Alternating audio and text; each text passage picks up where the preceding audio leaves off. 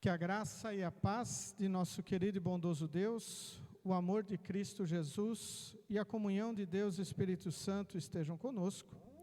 Quando queremos refletir nas palavras do profeta Isaías, capítulo 1, versículos 10 a 18, destacando esta pergunta como tema para a nossa reflexão de hoje.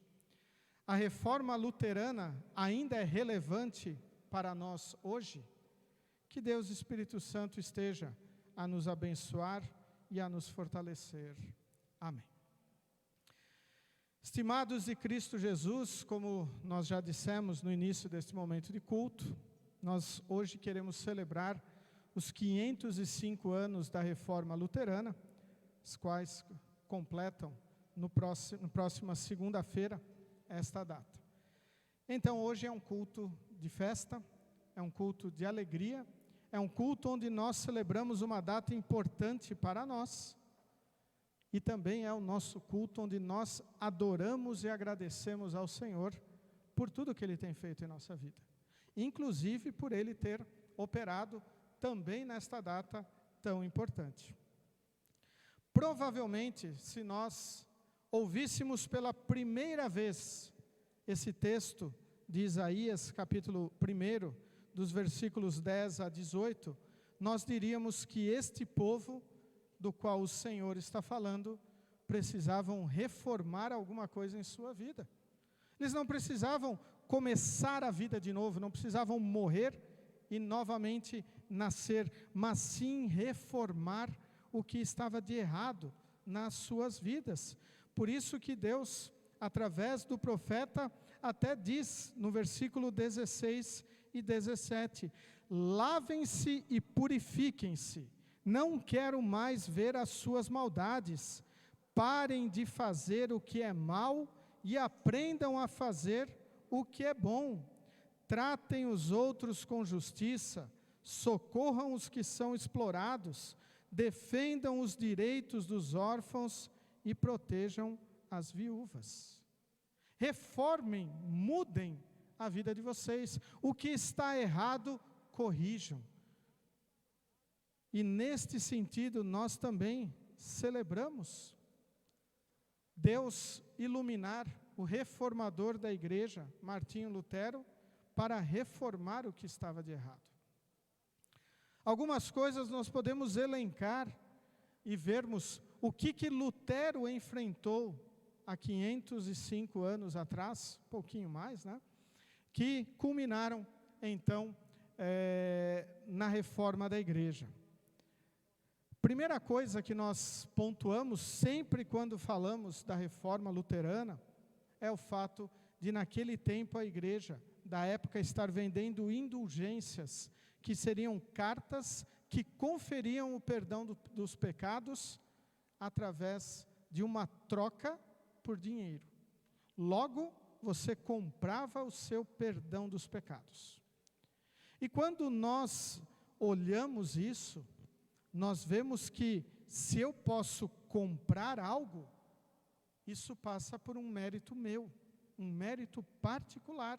E a palavra de Deus nos mostra, desde o livro de Gênesis, o contrário. A palavra de Deus já nos ensina que Deus iria enviar o Salvador, Jesus, para pagar o preço dos nossos pecados. Por isso não há o que nós trocarmos, nem como pagarmos pelo nosso perdão.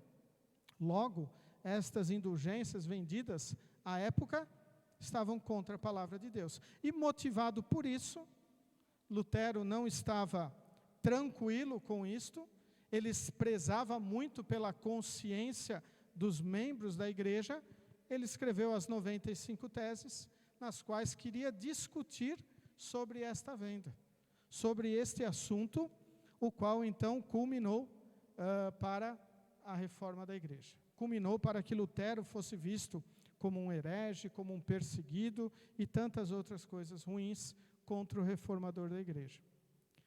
Então nós vemos que uma coisa muito importante quando celebramos a reforma luterana é que não há como comprarmos perdão. O perdão nos é concedido gratuitamente por causa de Cristo, o nosso Salvador. E então, iniciamos novamente com a pergunta: será que esta luta de Lutero, será que ir contra esta ideia de comprar o perdão ou nós merecermos o perdão, ainda é relevante para nós hoje? Será que nós ainda vemos esta mensagem como importante para nós? E na imagem nós vemos o significado da palavra relevante. Relevante é algo que releva ou interessa, é algo importante, é algo pertinente para a nossa vida, é algo saliente, é algo evidente. Logo, esta mensagem de Lutero, esta luta contra o merecimento do perdão, ou compra do perdão, ou troca de alguma coisa pelo perdão de Deus, deve estar evidente em nossa vida. Isso tem que estar mostrado em nossa vida. Por isso, nós não nos envergonhamos em momento nenhum de dizer: nós somos pobres e miseráveis pecadores e merecemos a condenação eterna. Nós merecemos. Nós não temos nada de bom que agrade a Deus. Nós não temos como nos aproximar de Deus por causa de nossas obras ou dos nossos feitos. Se dependesse apenas da nossa vontade em nosso coração, nós gostaríamos de ficar transgredindo a lei de Deus o tempo todo. Mas graças a Deus que Ele operou a fé em nosso coração, que Ele iluminou nossos corações para crermos em Jesus como nosso Salvador, e assim reconhecermos que nós temos um Salvador, que Cristo já perdoou todos os nossos pecados. Nós nos aproximamos de Deus para lavar-nos e purificar-nos. Nós nos aproximamos de Deus para que a nossa vida fique limpa, e lutamos com a força do Senhor para não praticar mais maldades. E quando, infelizmente, as praticarmos, nós buscamos o perdão no Senhor. Não o perdão em outros meios, nem o perdão dentro de nós. Também algo muito importante que nós devemos elencar aqui, para falarmos sobre a relevância da mensagem da reforma luterana na nossa vida, é que muitas vezes o ser humano e muitos cristãos ficam presos a tradições, como se isto não pudesse ser mudado, como se isso fosse realmente palavra do Senhor, e não é. Nós ouvimos no texto bíblico que as pessoas que foram dirigidas a estas palavras duras de Deus através do profeta Isaías, eles cumpriam com tradições. Eles faziam ofertas, matavam os animais, queimavam no altar, eles iam até a presença do Senhor no templo, mas por mera tradição. Eles não iam com fé no seu coração. Culto passado, nós conversamos sobre Caim e Abel, e nós vimos sobre a oferta que agradou ao Senhor, a oferta de Abel, que foi feita por fé, e não foi feita por tradição. Muitas vezes nós temos tradições e achamos que se cumprir estas tradições, nós vamos estar agradando a Deus. Não, nós não agradamos a Deus com tradições, a não ser que elas estejam pautadas pela fé.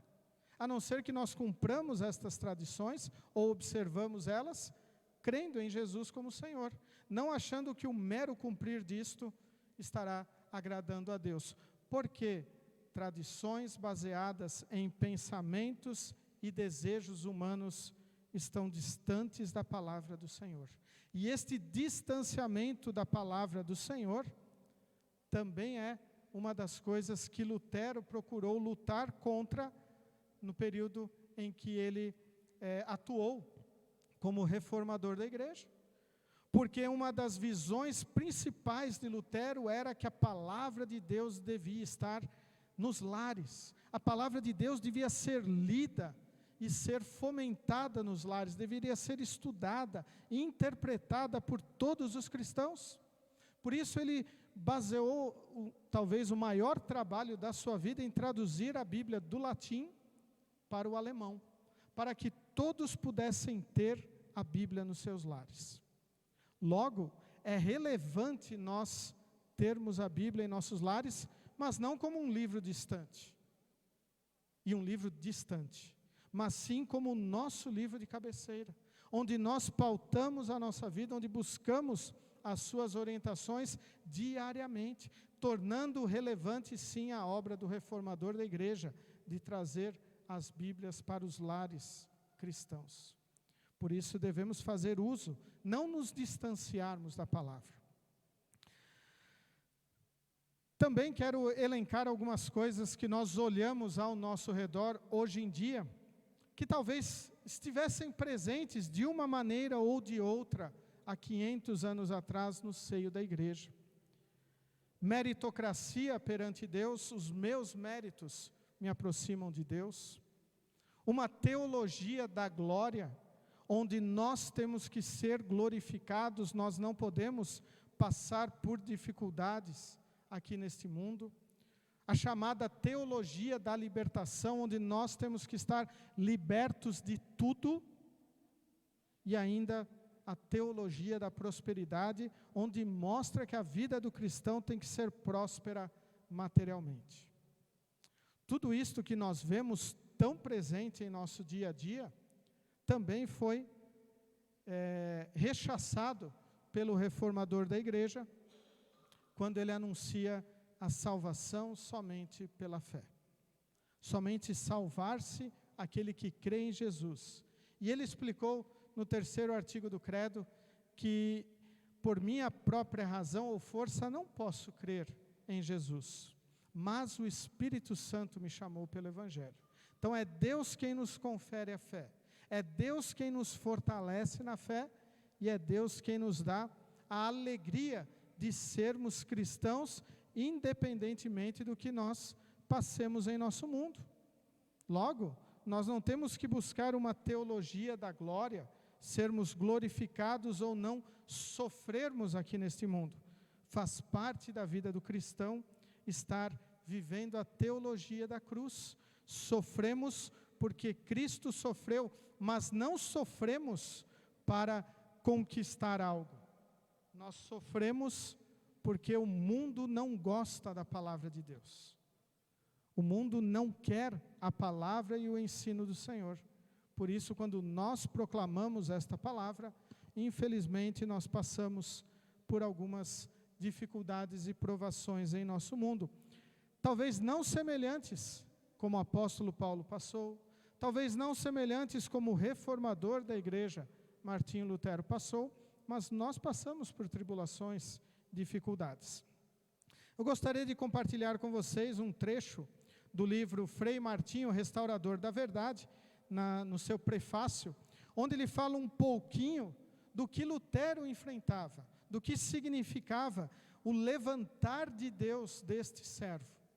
Diz assim na página 12 e 13: havia uma fulgurante, extraordinária e persistente missão a cumprir. Ela era cheia de perigos, de sombras. Lutero vira-se rodeado por alcateia de lobos vorazes. Deus, porém, velava por ele, e não podia consentir que homens se continuassem banhando no lodaçal dos pecados, das iniquidades, da obediência a falsos deuses, bebendo as águas lodosas de uma doutrinação religiosa pervertida e enganosa, e na prática de extorsões em nome de Deus. A humanidade não vivia à luz esplendorosa do sol da justiça, mas de enganos e traições nas profundezas do vale de Acor. Então vejam, este era o contexto que Lutero vivia. É muito interessante a colocação neste livro que mostra tudo que Lutero teve que enfrentar para trazer de volta a mensagem da salvação em Cristo Jesus. No final do primeiro parágrafo que eu li diz: e na prática de extorsões em nome de Deus. E uma delas era a venda das indulgências, o que culminou ali a reforma luterana. Por isso, quando nós nos reunimos hoje para celebrar a reforma luterana, nós não estamos endeusando Lutero, nós não estamos adorando este ser humano, nós estamos adorando o Deus verdadeiro, que utilizou Martinho Lutero para que a sua palavra fosse restaurada, que utilizou um servo de Deus para que a mensagem fosse novamente anunciada nos púlpitos de maneira clara e pura. Assim como nós também somos utilizados para proclamar a palavra do Senhor em nossos lares, palavra do Senhor nos nossos momentos familiares de confraternização, nos trabalhos, na escola, enfim, aonde nós estivermos. Que nós realmente busquemos o Senhor para lavar e purificar o nosso coração, para não continuarmos nas maldades, para deixar de fazer o que é mal e aprender a fazer o que é bom. É muito importante lembrarmos que a reforma luterana ainda é muito relevante em nossas vidas. E a sua mensagem não deve de maneira nenhuma ser deixada de lado. Falando um pouquinho mais de Lutero, no catecismo que utilizamos com os confirmandos, o Com Jesus, página 179, eu gostaria de ler um trecho, quando nós estudamos sobre a reforma da igreja. Então é dito assim, sobre Lutero: reconhecendo que a fé cristã se baseia no conhecimento cristão, Lutero fundou e organizou escolas cristãs. Para facilitar aos pais, pastores e professores a instrução cristã das crianças, ele escreveu o Catecismo Menor em 1529. Escreveu também um bom número de hinos. Em 1524, publicou o primeiro Inário Evangélico, ajudou a escrever a Confissão de Augsburg, publicada em 1530, completou a tradução do Antigo Testamento em 1534, escreveu muito durante a sua vida. Duas coisas que eu quero destacar para nós hoje, quando celebramos os 505 anos da Reforma Luterana. Reconhecendo que a fé cristã se baseia no conhecimento cristão, e para facilitar aos pais, pastores e professores a instrução cristã das crianças, ele escreveu o Catecismo Menor em 1529. Como nós estamos utilizando esta herança, este tesouro maravilhoso que Lutero deixou para nós? Ainda fazemos uso do Catecismo Menor, onde Lutero procurou, com palavras simples, explicar a doutrina e a fé para adultos e crianças? Muitas vezes nós nos perguntamos, mas eu não sei falar de Jesus para as pessoas, eu não sei explicar sobre Deus e os seus ensinamentos para os meus filhos em casa. Lutero nos deixou um manual para isso. Ele até recomendava que nós lêssemos anualmente o Catecismo Menor, cerca de 14, 15 páginas. Anualmente, lermos e refletirmos nessas palavras. E hoje em dia, na época digitalizada, nós temos até um aplicativo onde temos o Catecismo Menor, para estar ali diariamente conosco em nosso celular, onde nós podemos compartilhar via WhatsApp as suas mensagens, o seu texto. Por isso, queridos pais, queridos membros da igreja, vamos utilizar o que o nosso reformador da igreja, doutor Martinho Lutero, deixou para este fim. Vamos utilizar o Catecismo Menor com nossas crianças, vamos instruir para que elas leiam, não só terem contato com isto quando entrarem na instrução de confirmandos, mas já desde cedo aprenderem. Até o Catecismo Menor pontua como chefe da família deve ensinar no seu lar. Então o ensino no lar faz parte do nosso chamado cristão, faz parte do nosso ministério, dentro dos nossos lares, e também onde nós estivermos. Devemos utilizar isto para que nós nos lavemos, para que nós purifiquemos o nosso coração, para que deixemos de fazer o que é mal. Se nós confessamos a fé em Cristo como nosso Senhor e Salvador, devemos mudar muitas vezes, rumos da nossa vida. Até nós devemos nos perguntar, será que nós precisamos reformar nossa visão do relacionamento com Deus? Se Ele não é o centro da minha vida, isso tem que ser reformado. Eu tenho que mudar isso. Ele tem que ser o centro da minha vida. Eu tenho que ter alegria de estar em comunhão com a palavra de Deus, em um momento de adoração ao Senhor, no templo e em casa, em todos os locais da nossa vida, em todos os momentos da nossa vida, nos locais em que nos encontrarmos, é um momento de adorarmos a Deus. Engana-se quem pensa que eu só vou adorar ao Senhor na igreja. Não, eu adoro ao Senhor todos os dias da minha vida, em todos os momentos, fazendo o que lhe agrada, vivendo a minha fé nele. Ouvimos hoje a leitura do Evangelho, onde nos fala do encontro de Jesus com Zaqueu, o chefe dos cobradores de impostos, alguém que não era bem visto pelas pessoas que moravam ao redor. Tanto é que quando Jesus vai à casa de Zaqueu, as pessoas dizem, olha só, ele foi lá na casa de um pecador. E Zaqueu, ao ser convertido pelo Senhor, ao ser tocado pelo amor de Deus, a sua vida muda, ela é transformada. Ele não quer mais ficar do mesmo jeito. Ele diz, eu vou dar metade dos meus bens e se eu roubei alguma coisa, eu vou devolver 4 vezes mais. A reforma luterana aponta para isso. Nós não conseguimos ficar iguais depois do encontro com o Senhor. O apóstolo Paulo não ficou igual. Ele deixou de ser perseguidor da igreja para se tornar um apóstolo, um anunciador da mensagem e um perseguido em prol da igreja. Da mesma maneira, Lutero. Ele também não ficou igual depois do encontro com o Senhor. Seu coração foi aliviado, seu coração foi tranquilo e ele então passou a lutar pela palavra do Senhor. Não com força, mas sim utilizando a mensagem do Senhor. Escreveu, compôs hinos, dos quais nós cantamos no início desse culto, Castelo Forte.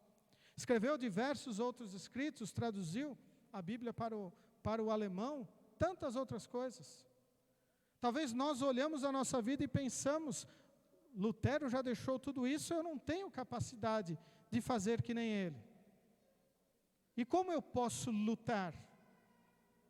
Nós podemos compartilhar o que ele fez. E nós podemos compartilhar muito a palavra do Senhor. Nós podemos proclamar as maravilhas que Deus tem operado em nossa vida, compartilhar o seu amor e viver conforme a fé que nós temos no nosso coração.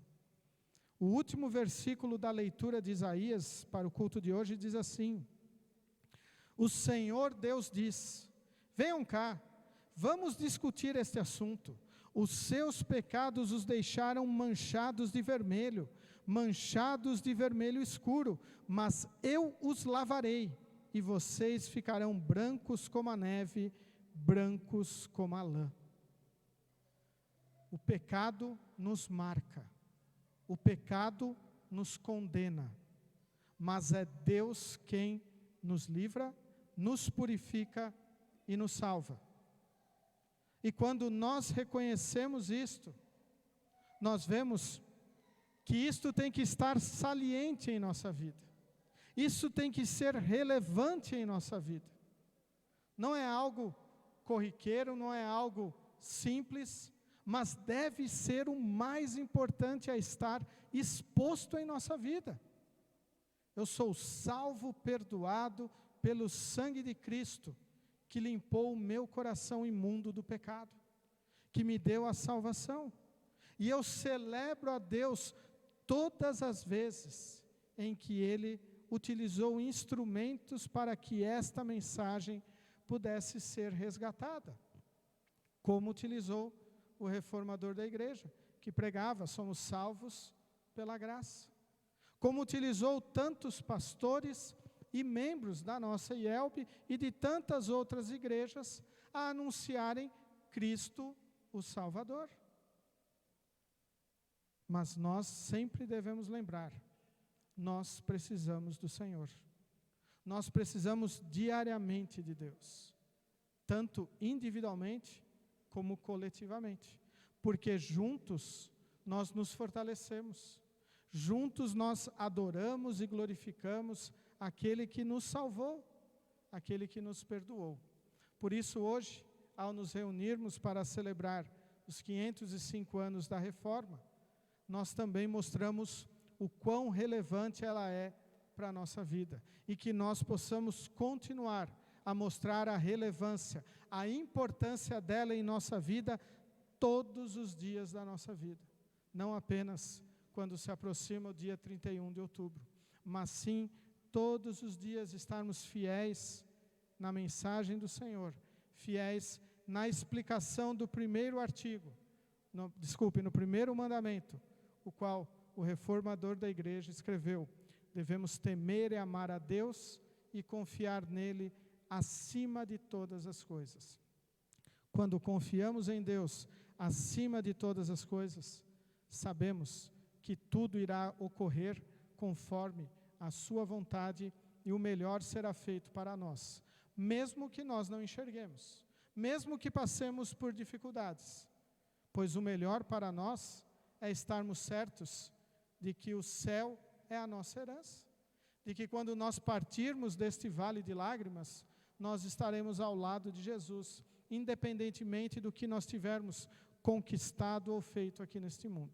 Somente pela fé nós somos salvos, e que Deus nos abençoe e nos fortaleça para todos os dias da nossa vida nós mostrarmos que a Reforma Luterana, a mensagem da Reforma Luterana ainda é e sempre será relevante em nossa vida. Amém. Convido todos a se colocarem em pé. Que a paz de Deus, que excede o nosso humano entendimento, guarde os nossos corações e nossas mentes em Cristo Jesus, o nosso Salvador. Amém.